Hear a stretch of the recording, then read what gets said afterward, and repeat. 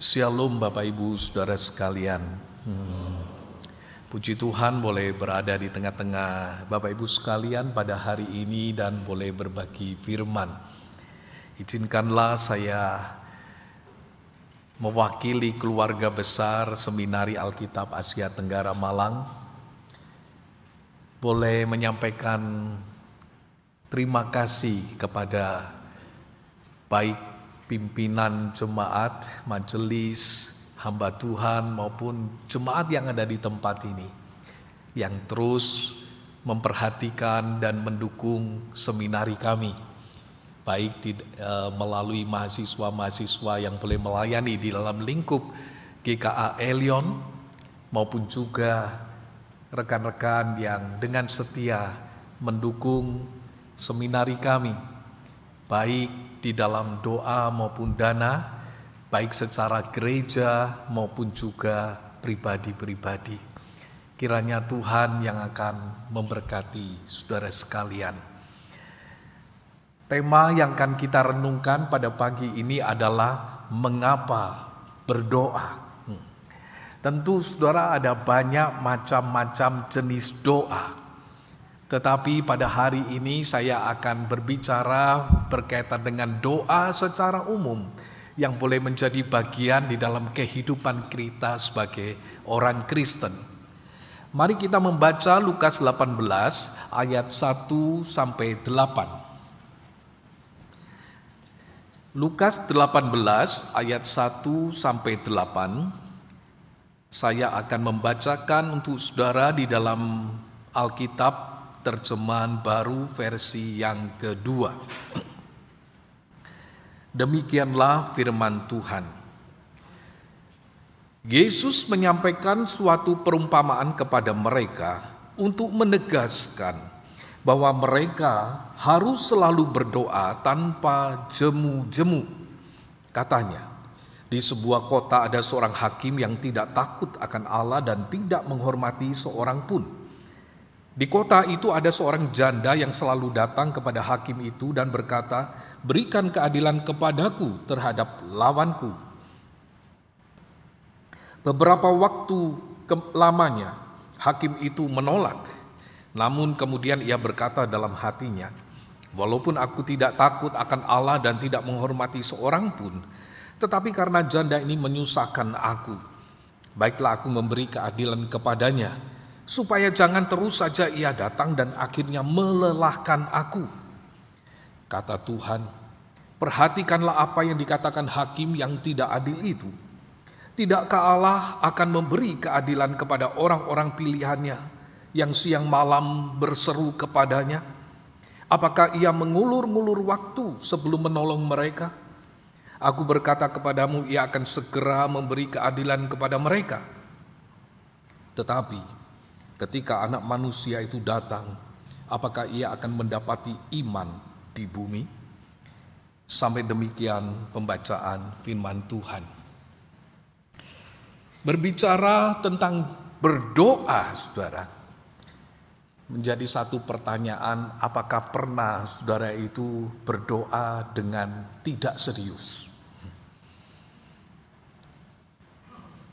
Mungkin sebagian besar saudara adalah orang-orang yang memang berdoa dengan serius dan selalu serius dalam berdoa.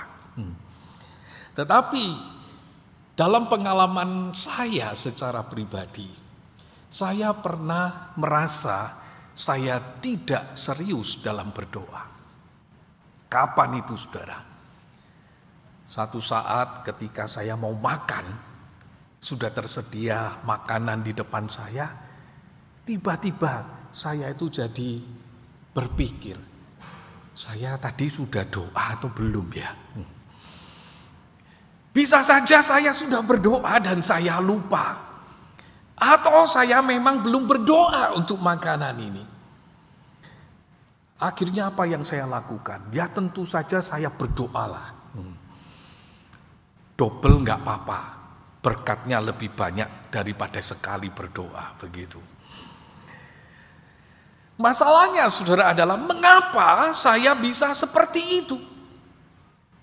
Mengapa saya merasa antara saya berdoa atau belum itu kok tidak jelas.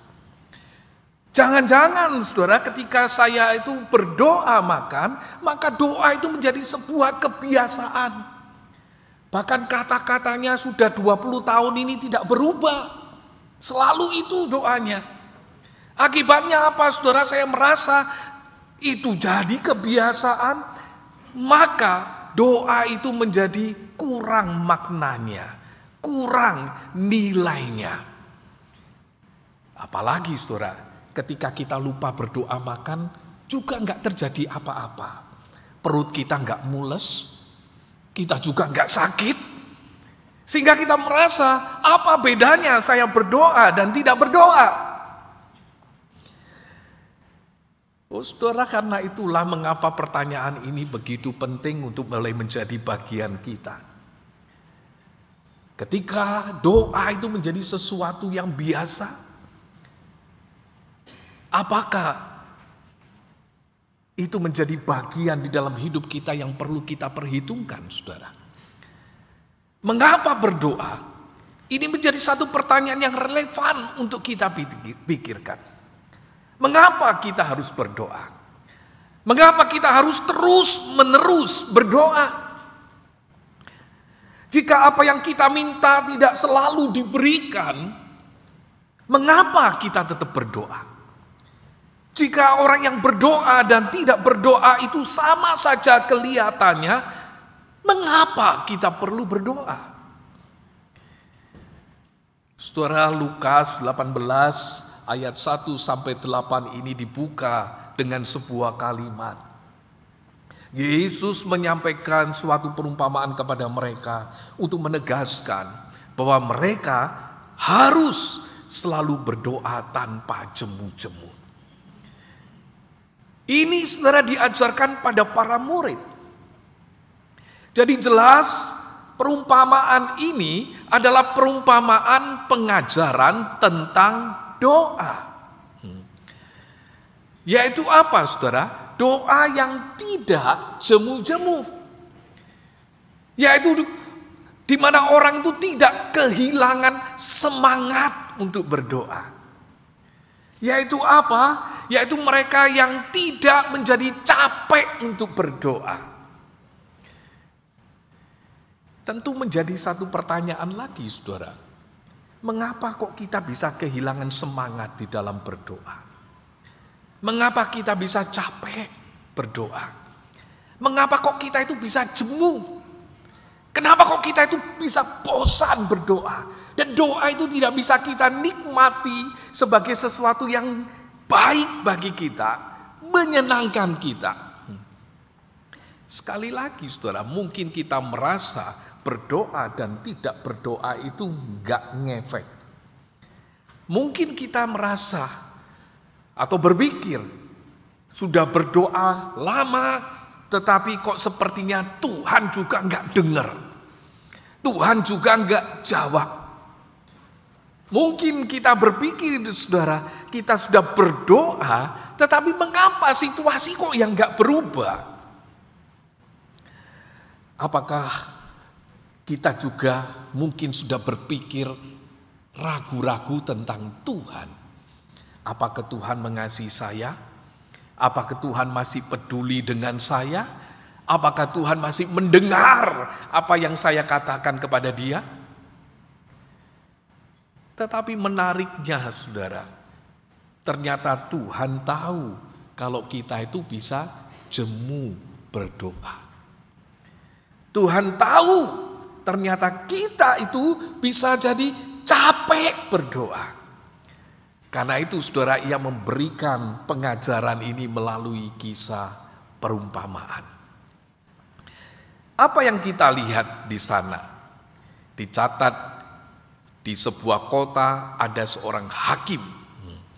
Dan hakim ini dikatakan tidak takut akan Allah dan tidak menghormati siapapun. Kalimat ini saudara menunjukkan bahwa hakim ini adalah seorang pejabat yang tidak adil. Ia bukan pejabat yang baik.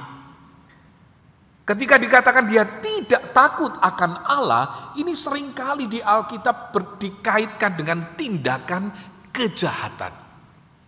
Ia adalah seorang hakim yang egois, hakim yang mementingkan dirinya sendiri, yang tidak peduli dengan urusan orang-orang yang membutuhkan. Kemudian dicatat tokoh yang kedua, di kota itu ada seorang janda. Janda itu saudara, pada zaman itu merupakan golongan yang lemah di tengah-tengah masyarakat. Mereka seringkali mengalami banyak penindasan, bahkan sampai-sampai saudara, Tuhan itu memberikan aturan-aturan khusus kepada umatnya berkaitan dengan janda ini. Misalnya, orang Israel itu tidak boleh menerima pakaian janda sebagai gadainya. Artinya kalau ada orang berhutang memberikan tanggungan, maka mereka tidak boleh menerima pakaian janda untuk mereka tahan sebagai bagian dari hutangnya. Bahkan perpuluhan yang mereka persembahkan itu dicatat oleh Tuhan tidak hanya diberikan kepada orang Lewi, tetapi anak yatim dan kepada janda. Dalam perjanjian baru Tuhan Yesus juga menegur ahli-ahli Taurat dan orang-orang Farisi yang dikatakan menelan rumah janda-janda. Janda posisi yang tampak lemah, tidak berdaya, tidak punya kekuatan untuk mereka bisa berargumentasi dan membela perkaranya. Nah sekarang saudara, janda yang lemah ini menghadapi masalah, gitu ya. Ya sekarang datang kepada hakim itu untuk membantu menegakkan keadilan bagi dia. Dikatakan selalu datang kepada hakim itu. Artinya apa saudara? Ia sering datang kepada hakim itu. Ia berulang-ulang datang kepada hakim itu. Mungkin sebelum hakim itu datang di kantornya, waktu dia mau masuk kantor, di depannya itu ada janda ini. Dia mulai ceritakan masalahnya. Dia ceritakan minta tolong untuk hakim ini menyelesaikan masalahnya. Hakim itu tidak mau peduli tentang orang ini. Tetapi apakah janda itu berhenti? Enggak. Hakim itu pulang kantor, ketemu lagi janda itu saudara. Janda itu cerita lagi, minta tolong lagi, tapi hakim itu tetap nggak peduli. Berhenti? Enggak, mungkin sore-sore gitu ya. Hakim itu mau jalan-jalan sama istrinya, keluar pagar. Ketemu siapa? Janda itu lagi, saudara. Dan tiap hari seperti itu, saudara. Janda ini terus-menerus membuat hakim ini jadi nggak nyaman. Kalau kita diperlakukan seperti itu, tentu juga merasa jengkel. Karena itu, saudara, hakim itu berkata dikatakan ia berkata di dalam hatinya, kalau walaupun aku itu tidak takut akan Allah, aku itu tidak menghormati siapapun, tapi janda ini nyusahin aku. Baiklah, aku akan memberi keadilan. Bagi Pak Hakim ini, saudara, si janda ini ngeselin, nyusahin, buat repotin, membuat dia merasa nggak nyaman. Maka saudara akhirnya dia membenarkan janda ini. Supaya wanita itu tidak ganggu dia lagi. Sudahlah, terserah. Saya akan tolong dia. Gambaran ini saudara mirip dengan misalnya ada seorang ibu yang lagi ngajak anaknya jalan-jalan ke mall. Tiba-tiba anak itu melihat ke toko, lihat mainan, tertarik mau beli gitu ya. Tetapi mamanya bilang, enggak usah, jangan. Anak itu merengek, ma beliin mainannya bagus, saya pengen sekali mainan itu. Mamanya bilang, enggak usah, mainan kamu di rumah sudah banyak. Tiap hari mama yang rapiin mainan kamu, enggak usah nambahi kerjaan. Tapi si anak itu kemudian rengek, ayolah ma, ayo ma tolong beliin mainan bagi aku. Si mamanya tetap pada prinsipnya saudara. Tidak usah. Maka apa yang dilakukan oleh anak itu, saudara? Dia mulai nangis ya. Mama beliin mainan. Ayo ma, beliin, aku pengen mainan itu. Si mamanya tetap pada pendiriannya. Tidak usah. Ayo sekarang kita keluar toko. Waktu diajak keluar, saudara, anaknya tidak mau. Ya. Nggak mau, aku pokoknya mau mainan itu. Ya. Mamanya terus mulai marah, saudara. Tidak usah. Ya. Kamu gak usah beli mainan itu. Tapi ngotot anak ini, saudara. Malah dia mulai tidak mau diajak keluar. Dia duduk di lantai, dia ngotot, minta, nangis. Sampai mata-mata orang di toko itu sudah mulai lihat si mama dan si anak yang lagi main sinetron itu, saudara. Akhirnya apa yang terjadi? Ya sudah, mamanya daripada nangis terus, malu dilihat orang, daripada nggak pulang-pulang, akhirnya mamanya beliin mainan. Gak tahan, kesel, capek dengerin permintaan yang merengek-merengek itu terus, saudara. Nah sekarang bagaimana ini kalau dihubungkan dengan doa? Apakah doa yang dinaikkan dengan ngotot itu ya pasti nanti akan Tuhan jawab? Apa kalau kita tuh terus-menerus meminta, ngotot ya, maka akhirnya Tuhan itu juga bosen ya. Akhirnya Tuhan jawab doa kita. Karena dia capek lihat kita. Pagi-pagi minta itu, kamu lagi gitu ya. Sore kamu lagi ya. Besok kamu lagi gitu. Sampai akhirnya Tuhan rasa capek, bosen lihat kita. Bosan dengar kita ngerengek-ngerengek, tambahin nangis, tambahin puasa dan lain-lain. Sampai akhirnya Tuhan mengabulkan. Kalau Tuhan kita seperti itu, saudara, maka ia bukanlah Tuhan yang bijaksana. Kalau Tuhan kita seperti itu, ia bukan Tuhan yang baik. Yang akan menyerahkan kita, saudara. Istilahnya karepmu. Sudah. Kalau kita sudah ngomong karepmu gitu ya, itu berarti kita sudah menyerahkan orang itu pada maunya. Tetapi Tuhan itu enggak seperti ini. Di balik dua tokoh di dalam perumpamaan ini, saudara, ada tokoh ketiga. Siapa itu? Allah. Yang dibandingkan dengan apa? Allah itu tidak seperti hakim yang jahat. Yesus kan berkata, perhatikan apa yang dikatakan hakim yang gak adil itu. Allah gak seperti itu. Allah gak sama dengan hakim yang jahat itu. Jika hakim yang jahat itu bisa memberi keadilan kepada janda itu, apalagi Tuhan. Tuhan yang baik, yang bijaksana itu. Bahkan Alkitab mencatat di dalam Ulangan 10 ayat 17, Tuhan Allah segala Allah, Tuhan segala Tuhan yang besar dan dahsyat itu membela hak anak yatim dan janda. Mazmur 68 ayat 5 dikatakan Allah itu bapa bagi anak yatim, pelindung bagi para janda.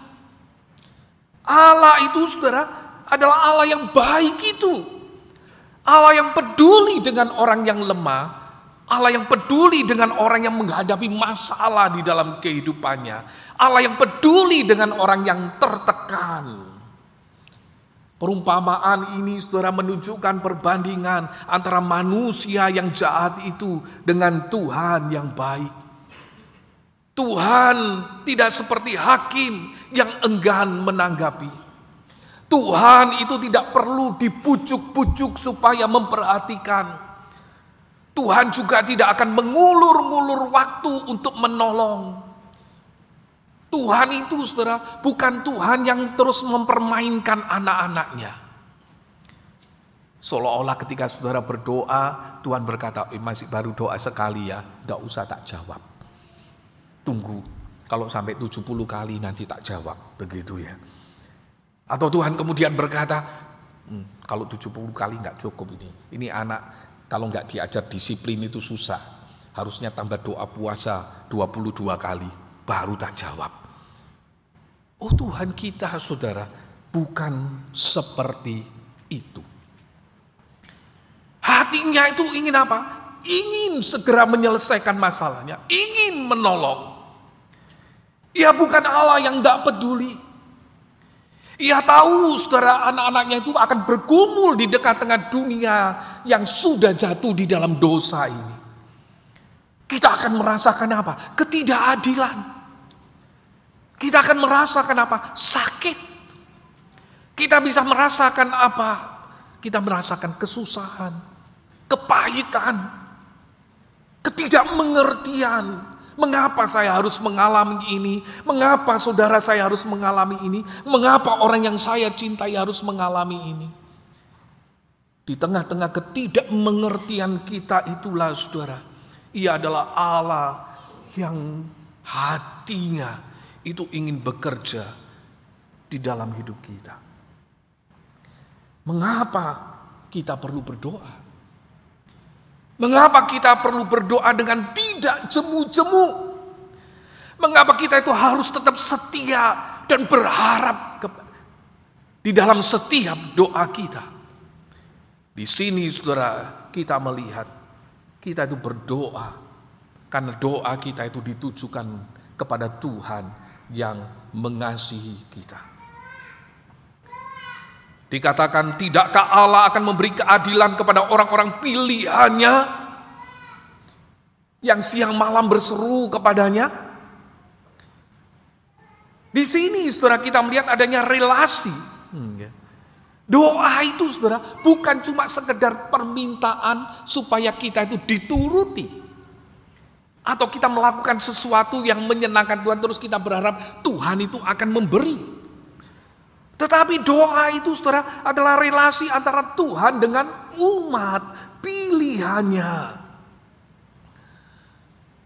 Relasi kita dengan Tuhan itu saudara bukan seperti janda dengan hakim yang jahat itu. Tetapi relasi kita dengan Tuhan itu seperti janda itu dengan Tuhan yang mengasihi kita. Kita itu adalah umat pilihannya. Kita itu adalah anak-anaknya. Kita itu adalah orang-orang yang spesial di hadapan Tuhan. Memang saudara, doa bukan alat untuk mengatur dunia ini dengan kuasa supranatural dari doa kita. Tetapi ini adalah sebuah relasi di mana sang anak itu bisa memandang Tuhannya dan memberikan hidup bergantung kepada Dia, mengharapkan Dia bekerja. Karena itu di dalam ayat terakhir kita menemukan bahwa doa itu dikaitkan dengan iman. Iman kita kepada Tuhan itu ditandai dengan apa? Doa kita, saudara. Dan mereka yang berdoa itu, imannya itu akan bertumbuh. Kenapa? Relasinya jadi dekat. Melihat Tuhan yang berkarya di dalam segala sesuatu. Bisa bersyukur atas segala sesuatu yang terjadi. Dan itu akan ditemui oleh orang-orang yang sadar dia berdoa. Satu saat saudara saya mendampingi, mengantar anak saya itu cari tempat kos.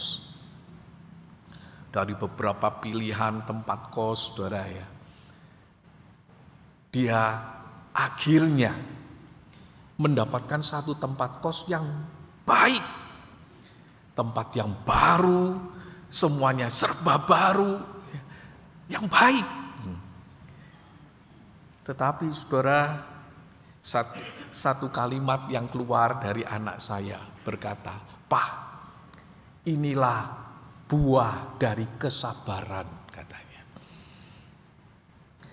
Saya langsung samber anak saya, saudara ya.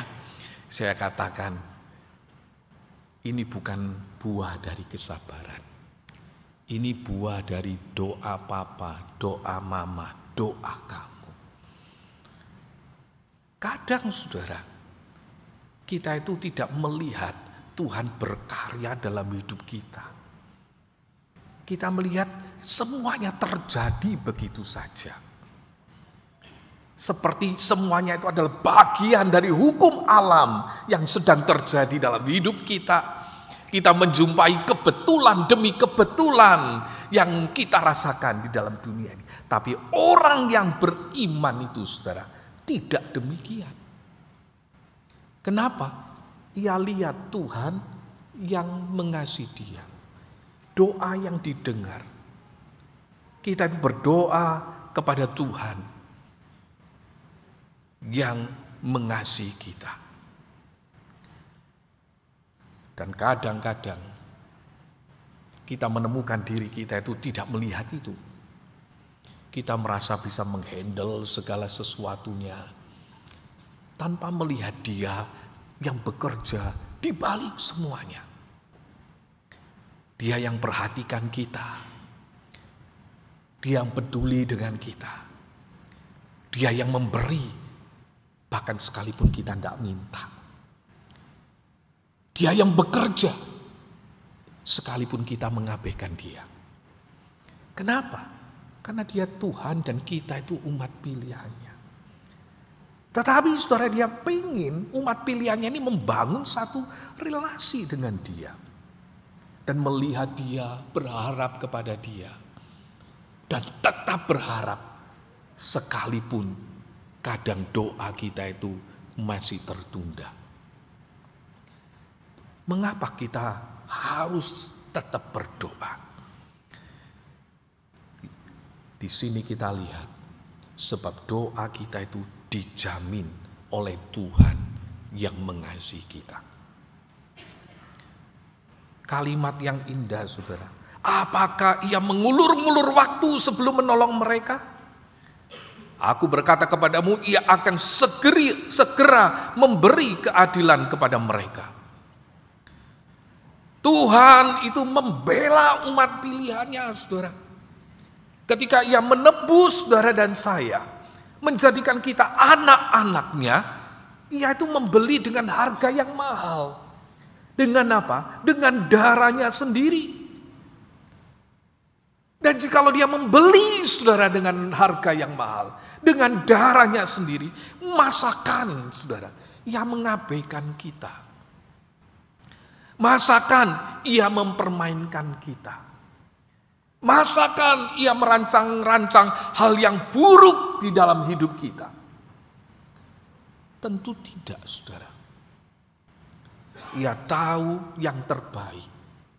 Ia tahu yang tepat. Ia tahu bahwa di tengah-tengah dunia yang tidak sempurna ini, kita masih akan terus berjuang. Kita akan mengalami air mata. Kita mengalami kesusahan. Hati kita mungkin bisa hancur. Tetapi dia berharap, jangan berhentilah berdoa. Jangan menjadi lelah berdoa. Kita berjumpa dengan Tuhan yang mengasihi kita. Ia menjamin, ia mendengar doa kita. Ia menjamin, ia akan bekerja dalam hidup kita. Bahkan di dalam hal-hal yang kecil sekalipun. Saya mengalami ini, saudara. Tahun lalu, saya itu pengen punya sebuah lukisan untuk saya pasang di kantor saya. Lukisan itu lukisan panen. Supaya saya itu ingat ladang itu sudah menguning, siap dituai. Dan saya harus berjuang, mendoakan, mengupayakan para pekerja untuk ladang itu. Karena itu di dalam pelayanan saya ke Bandung, saya kemudian mampir di Jalan Braga, itu tempat orang jual lukisan. Dan saya lihat-lihat di sana, hampir sejam saudara, saya itu pilih-pilih.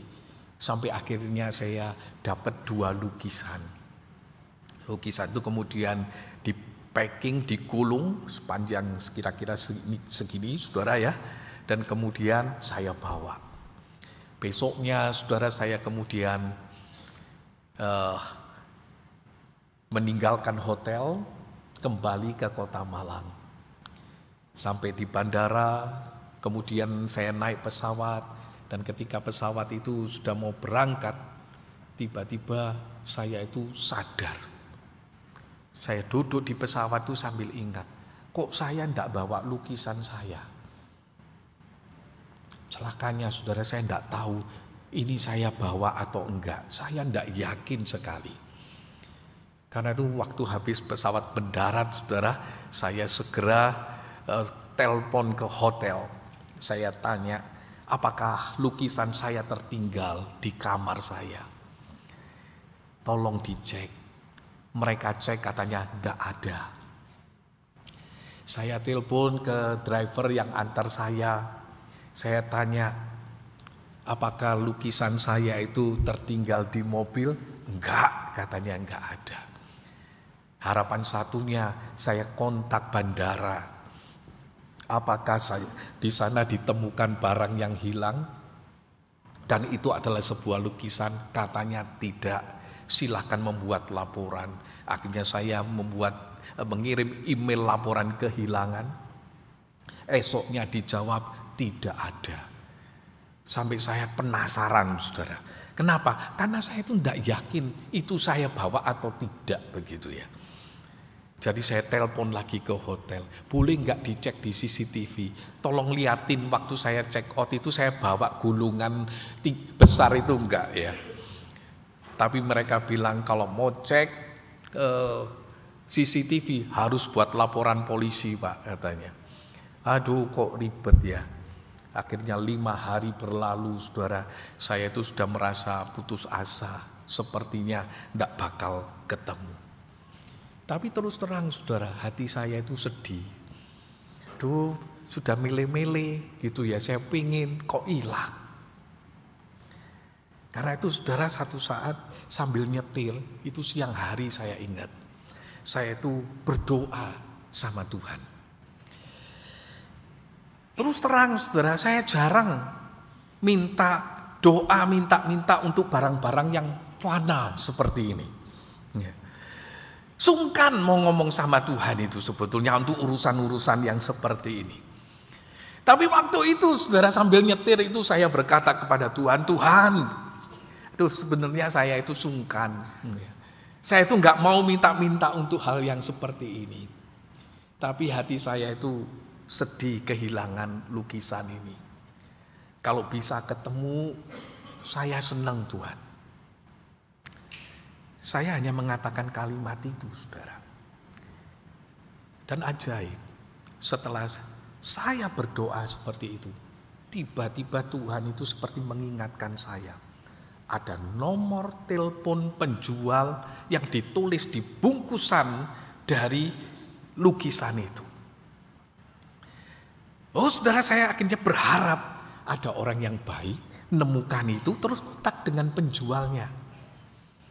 Masalahnya saya nggak punya nomor telepon penjualnya, nggak saya catat saudara. Makanya saya kontak satu alumni saat yang ada di Bandung, tolong kamu datengin stand penjual lukisan ini. Tanyain, ada nggak orang yang telepon kalau menemukan lukisan ini? Dan benar saudara, ada seorang pegawai bandara yang menemukan itu dan mengkontak penjual lukisan ini. Sampai akhirnya diambil oleh alumni itu dan dibawa, dikirim ke tempat saya. Saudara tahu perasaan saya. Saya bersyukur. Tuhan itu kok dengar doa saya. Doa yang sederhana, yang kecil. Setelah pengalaman itu mengingatkan saya bahwa Tuhan itu adalah Tuhan yang menjawab doa. Karena itu setiap kali saya lihat lukisan itu saya tidak pernah lupakan. Tuhan itu menjawab doa anaknya. Bahkan doa yang kecil seperti itu. Kalau Tuhan mau berurusan dengan doa-doa sepele seperti ini, apalagi berkaitan dengan hidup kita, saudara. Tetapi apakah selalu saya mendapatkan jawaban doa? Mungkin saudara berkata, enak jadi pendeta. Doa dikit sudah dijawab. Kalau jemaat gak dijawab-jawab katanya. Tapi saya merasakan, saudara. Saya pernah berdoa dan Tuhan tidak menjawab doa saya. Tahun 2020 awal, kaki saya itu tiba-tiba sakit, tidak jelas. Saya tidak tahan berdiri 5 menit. Sampai berapa kali minggu terakhir khotbah sebelum pandemi itu, saya harus berkhotbah dengan duduk.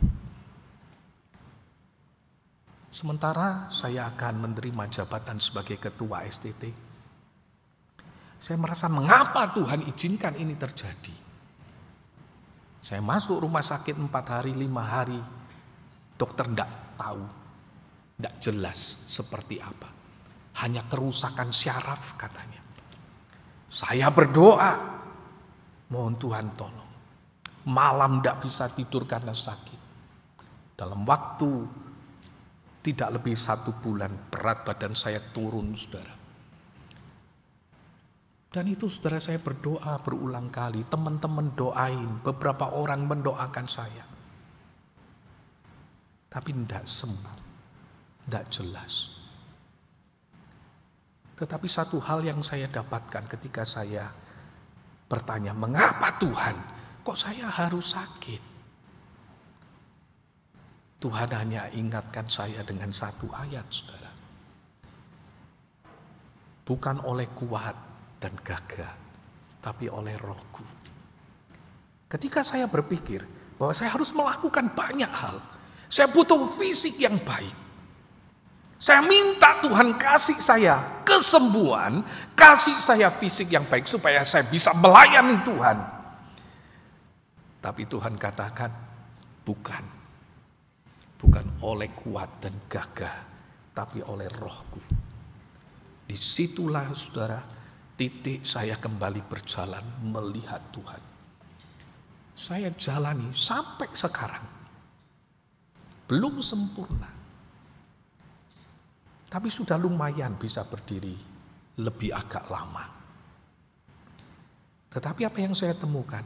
Saya menemukan Tuhan yang dengar doa saya. Tuhan yang berkata akan menyertai saya. Menopang saya dalam menjalani kehidupan ini. Di dalam doa itulah saudara, saya berjumpa dengan Tuhan dan menemukan apa yang menjadi kehendaknya. Karena itu saudara, jangan berhenti berdoa. Sebab Tuhan itu ingin bekerja di dalam hidupmu dan mengarahkan hidupmu. Dan di dalam doamu itu engkau akan menemukan Tuhan. Engkau akan merasakan pengalaman-pengalaman berjalan bersama Tuhan dan bukan sekedar kebetulan yang kamu dapatkan. Dia mau dengar doa kita. Sebab dia Allah yang mengasihi kita. Dan ketika doa kita pun tidak dijawab, belum dijawab, atau dijawab dengan yang lain, jangan jemu berdoa. Sebab apa? Tuhan itu Tuhan yang mengasihi kita. Dia tidak akan pernah main-main dengan hidup kita.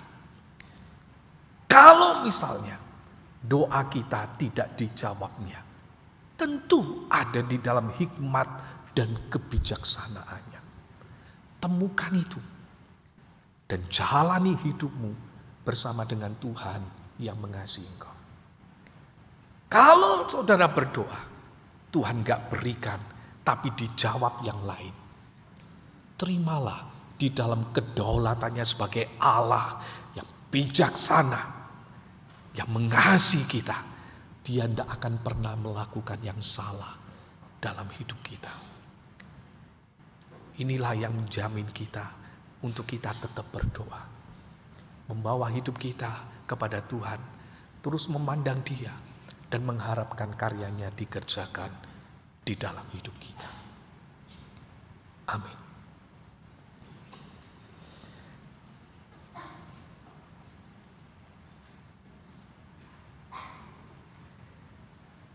Ya Tuhan, ajarkanlah kami berdoa.